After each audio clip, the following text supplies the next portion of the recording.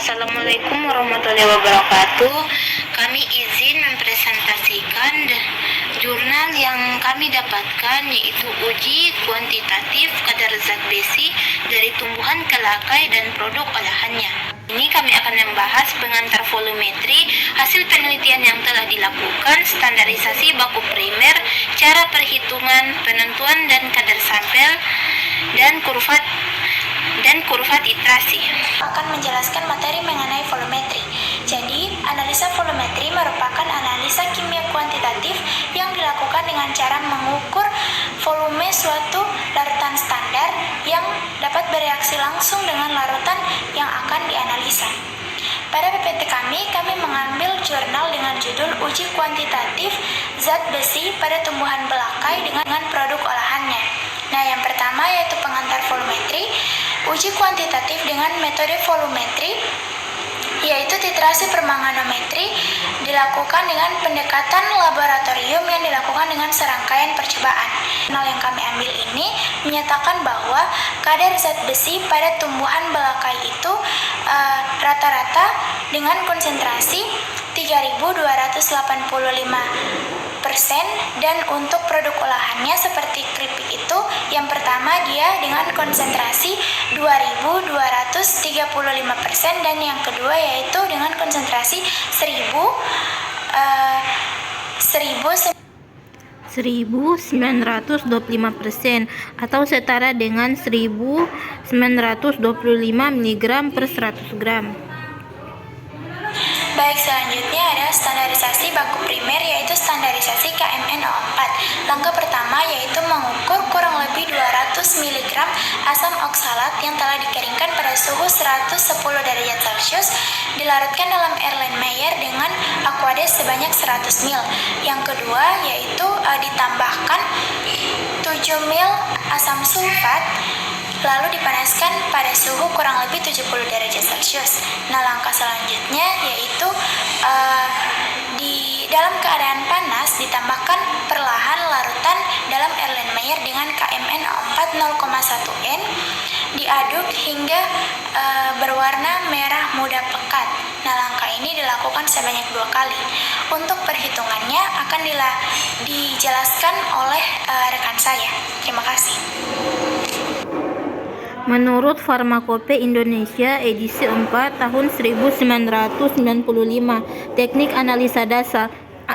analisis data, penentuan normalitas kalium permanganat NKMNO4 sama dengan Mg asam oksalat kali 0,1 per V KMNO4 kali 6,700. Baik, selanjutnya penentuan kadar sampel.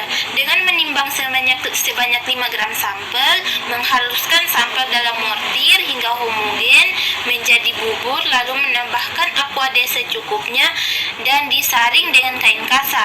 Hasil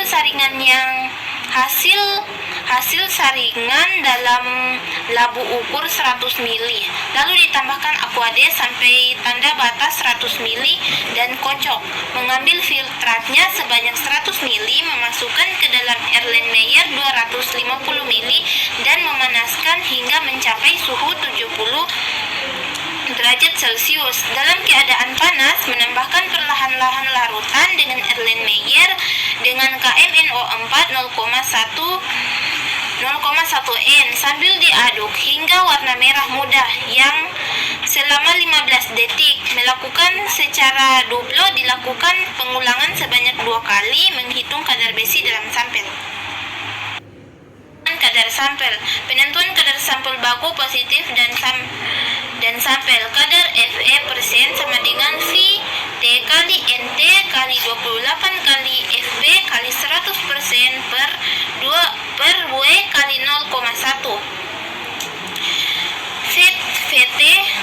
VT yaitu volume titran yang digunakan, NT yaitu konsentrasi KMNO4 dan hasil pembakuan, 28 yaitu konsentrasi 1 mili KMNO4 0,1, FP yaitu faktor pengenceran, dan W yaitu berat sampel. Saya akan menjelaskan kurva titrasi. Berat bahan digunakan tumbuhan belakai 5,02 memiliki KFE 3,20 mg gram. Tumbuhan kelakai dengan berat bahan yang digunakan 5,0829 memiliki kadar Fe 32990, yaitu dengan rata-rata yang didapatkan 3.285 mg per 100 gram. Selanjutnya, bahan keripik kelakai 1 dengan berat bahan yang digunakan 5,098 gram dengan kadar Fe 2.210 mg per 100 gram. Berat bahan yang digunakan pada keripik kelakai 1 5,0127 gram memiliki kadar Fe 2.260 mg per 100 gram dengan berat rata-rata yang didapatkan 2.235 mg per 100 gram. Keripik kelakai 2 memiliki berat bahan 5,0745 gram dengan kadar Fe 1910 dan berat bahan yang digunakan pada keripik kelakai 2 5,0813 gram dengan kadar Fe 1940, yaitu dari keduanya memiliki rata-rata 1925. Maka kesimpulan yang didapat dari hasil kurva titrasi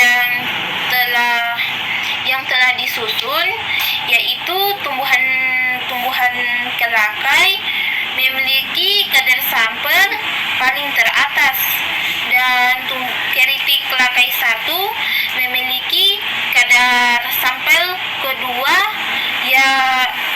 yang hampir mendekati dengan keripik kelakai 2. Dan terakhir, keripik kelakai 2 memiliki kadar sampel paling terakhir dan berada paling bagian bawah. Itulah presentasi yang telah kami paparkan. Lebih dan kurangnya kami mohon maaf. Wabillahi taufiq wal hidayah. Wassalamualaikum warahmatullahi wabarakatuh.